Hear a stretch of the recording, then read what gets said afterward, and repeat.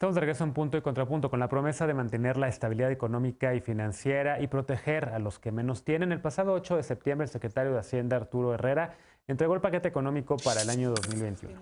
En su mensaje, el funcionario dijo que espera que la economía mexicana caiga hasta 8% y el Producto Interno Bruto crezca 4.6%, pronóstico que ha sido considerado como demasiado optimista por críticos. A este pronóstico se suma la expectativa de tener mayores ingresos por recaudación respecto a este 2020, pero aún con eso serán menores a los previstos antes de la pandemia, por lo que, según Herrera, deberán ser extraordinariamente cuidadosos en la asignación del gasto. Además, hay que considerar que el presupuesto plantea que Petróleos Mexicanos, Pemex, reciba el trato tributario de cualquier petrolera, lo que se traduce en que su contribución será solamente del 3.5% del PIB, el menor nivel en 20 años. El presupuesto ha sido considerado por empresarios, analistas y legisladores de oposición como extremadamente austero e inercial, al replicar la política económica aplicada en los 2 años previos, en lugar de buscar alternativas para destrabar la crisis económica y generar empleo. Sin embargo, el presidente López Obrador ha señalado que la inversión en grandes obras de infraestructura y en programas sociales ayudarán a que las familias salgan adelante. ¿Es así? ¿Cumple este presupuesto con la promesa del secretario de Hacienda? A ver, empiezo contigo, Máximo. ¿Qué detalles? ¿Es un presupuesto que atiende primero a los pobres? ¿Un presupuesto de izquierda? ¿Qué encuentras en el análisis de este?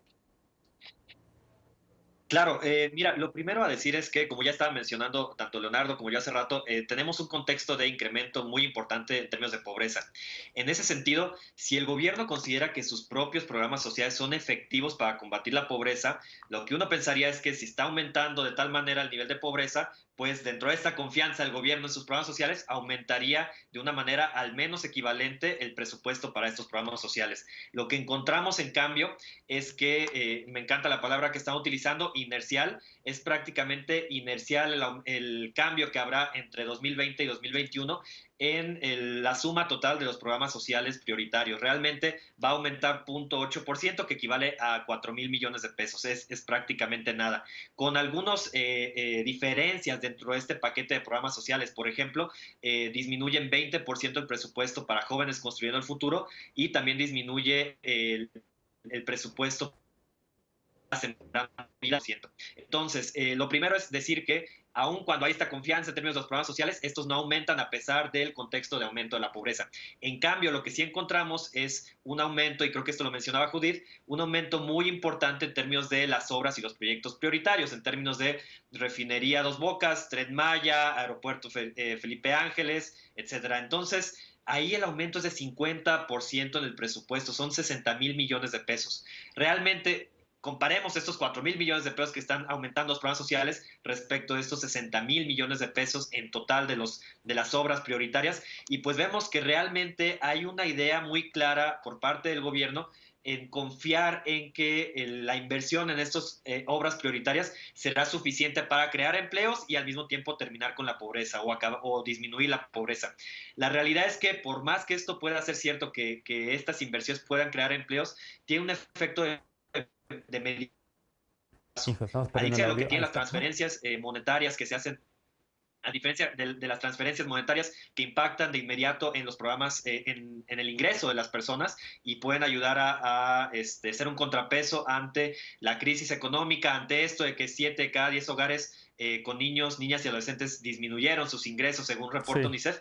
Pues a diferencia de eso, lo que encontramos es que más bien nos estamos enfocando en las obras y los proyectos de infraestructura prioritarios. Eso, ya. desde nuestra perspectiva, es algo que debería de cambiar, que realmente debería ponerse primero en la prioridad a los programas sociales que están combatiendo a la pobreza y a las personas más afectadas por la crisis económica. Bien. Daniela, ¿coincides con esta lectura? ¿Qué destacarías tú de este presupuesto presentado? ¿Es un presupuesto, no? Pues vuelvo a preguntar, ¿es un presupuesto con énfasis o con una visión de izquierda o no? La verdad es que esa pregunta me parece interesante porque uno podría pensar que efectivamente no es de izquierda en el sentido de que es inercial. Sí, Yo acotaría, pondría en contexto, este presupuesto es el presupuesto y su contexto y sus circunstancias. Primero diría que el recorte presupuestal no es algo de ahora y ni siquiera si se compara con su antecesor, el del 2020. Es inercial y ha venido recortándose a lo largo incluso del sexenio de Enrique Peña Nieto, en el que se argumentaban cosas cosas como el presupuesto base cero, que solamente era una justificación para recortar, recortar, recortar. Entonces, en ese sentido, este presupuesto no cambia, no se modifica, ahora le llamamos austeridad republicana, pero se siguen haciendo recortes en cosas sustanciales. Ahora lo que pasa es que esta cobija ya no cobija, ya más bien descobija, ya no alcanza lo suficiente para emprender todo el piso mínimo de bienestar que deberíamos de tener todos los mexicanos. Entonces, en ese sentido, no es un presupuesto de izquierda porque no va por donde uno esperaría, digamos, esa es la gran tragedia, que un gobierno que se llama a sí mismo transformador no lo esté haciendo en términos reales. Sin embargo, también diría que modificarlo de la noche a la mañana no es tan fácil. Hay cosas autoimpuestas, como esto de no subir impuestos, por lo menos en los 3 primeros años, pero legalmente hay impedimentos que no permiten, por ejemplo, contratar deuda nada más porque sí, tiene esta que ser dirigida a inversión física en infraestructura, que sea generadora de su propio pago, etcétera. Entonces, los elementos legales que nos hemos autoimpuesto a lo largo de los años nos limitan este presupuesto. La verdad es que sería un poco ilusorio pensar y pedirle a un gobierno que haga mucho más con lo poco que se tiene, con lo poco que a lo largo de los años hemos podido hacer. Es decir, para emprender una política fiscal contracíclica se tienen que tener antes de la crisis esos recursos, cosa que no hemos hecho a lo largo de los años. Hemos pospuesto por muchas razones, entre ellos los costos políticos, el incrementar los recursos. Entonces la cobija no se puede volver más grande. Lo único que se puede hacer realmente es reasignar. Claro. Judith, coincides con esta lectura. Ya hablabas tú en el bloque anterior un poco lo que encontraste tú al analizar este presupuesto. Vamos a tener un tercer bloque para hablar en específico sobre el sector salud, pero sobre temas, por ejemplo, temas de género, por ahí veía también, y temas de atención a víctimas, veía recortes, más recortes a estos organismos. Sí, realmente, como lo comentaba al principio, en realidad lo que encontramos es una reestructura en tantos de estos programas que podríamos mencionar pequeños para poder dar cierto margen de maniobra y cierto presupuesto a estos programas emblemáticos. Sí, por ejemplo, en cuanto a seguridad, pues no vemos un enfoque y programas que estén realmente destinados y presupuesto en aumento para combatir la violencia contra mujeres, por ejemplo. En educación, a pesar de que no hay un recorte, pues tampoco hay programas que se encarguen de hablar, por ejemplo, del reacondicionamiento en infraestructura para el regreso eventual a clases, ¿no? Entonces, tampoco encontramos por ahí alguna respuesta a COVID. ¿Qué más en cuanto, bueno, al tema de pensiones que siempre sigue incrementando? Por este lado, yo creo que ahí tendríamos en el general en programas y bueno, en salud ya me enfocaría un poco más, porque sí tengo muchos puntos importantes que me gustaría compartir. Vamos para el último bloque. Y también para ti la pregunta, ¿lo ves como un presupuesto de izquierda o un presupuesto que no realmente está cumpliendo esa promesa o esa promesa que dio el secretario de Hacienda diciendo que iba a atender la necesidad de las personas más pobres ahora sí que el lema de la campaña de López Obrador de primero a los pobres? Mira, yo creo que está muy enfocado en ciertos grupos puntuales. O sea, por ejemplo, adultos mayores y cierta inversión en proyectos de infraestructura puntuales, pero tú dejas desprotegidos a ciertos grupos como, por ejemplo, la niñez o mujeres, que son grupos que yo creo que en este momento y este año van a tener ciertas repercusiones, incluso a corto o mediano plazo. @Leonugo, como estás en redes sociales. Leonardo, ¿cómo lo ves? Claro, yo nada más un número que hizo falta, ¿no? O sea, para dimensionar cómo justo hay temas que son de la agenda de izquierda, pero que no están presentes en el presupuesto y que por lo tanto, si no están en el presupuesto, pues no nos sirve de nada, ¿no? Los programas de atención para la violencia contra las mujeres el año pasado estaban en 300 millones de pesos, ahorita está en 300.3 millones de pesos, ¿no? De ese tamaño es el incremento o la preocupación después de todo lo que pasó. O sea, 3 millones de pesos más, nada más. Claro, y te habla de que, pues, claramente, ni siquiera millones de pesos, no, 300,000 pesos. Fueron 300,000 pesos, 303,000, ok. Menos, menos de 1 millón de pesos de incremento real en esos programas específicos, y creo que, o sea, todo esto se empieza a embonar con lo que ya hemos hablado, porque los grandes proyectos del presidente están recibiendo más presupuesto y también áreas específicas, ¿no? Cuando volteamos a ver, por ejemplo, el presupuesto de la Defensa Nacional, en términos reales va a crecer alrededor de 15,000 millones de pesos, 16%, no, y otra vez, pues estamos hablando de montos multimillonarios para unas cosas, ¿no? Secretaría de Turismo va a tener un incremento de 115% en su presupuesto, ¿no? De tener 28,000 en el modificado a 38,000 millones de pesos A ver, y hay PP. una pregunta, porque entiendo por qué podría estar el presupuesto incrementándose para la Sedena, por el tema sobre todo de la Guardia Nacional, pero la Secretaría de Turismo, ¿por qué está Bueno, ahí incrementándose? es esto mismo que ya hemos Ujú.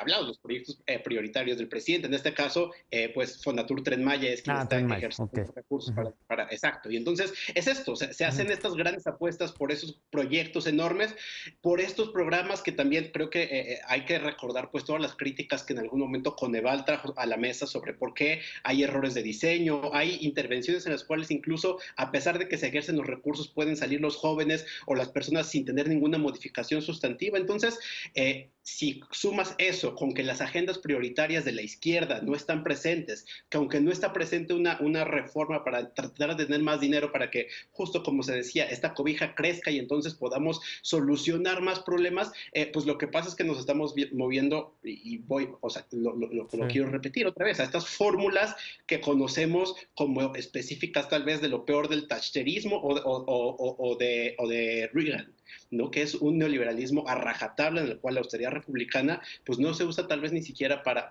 atender a los más pobres, sino para apuntalar cosas que no están sujetas a discusión, que no están sujetas a modificación Ujú, y en los ujú. cuales pues es como amarrarse al mástil en medio de la tormenta, nada más que sin las consecuencias adecuadas que tenía en la mitología griega. Máximo, ¿coincides? Es un presupuesto thatcheriano, es un presupuesto reganiano, neoliberal. Y entonces, en ese sentido, ¿por qué la oposición lo critica? ¿Por qué los gobiernos, los partidos del PRI y del PAN están criticando pues, un presupuesto con el que deberían estar contentos?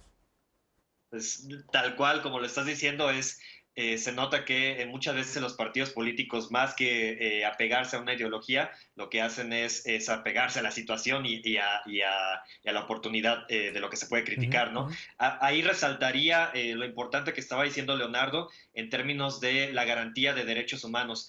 En el informe que mencionabas, Genaro, sobre Fundar que hicimos, ahí tenemos una sección importante en que analizamos la garantía de los derechos humanos en términos de presupuesto.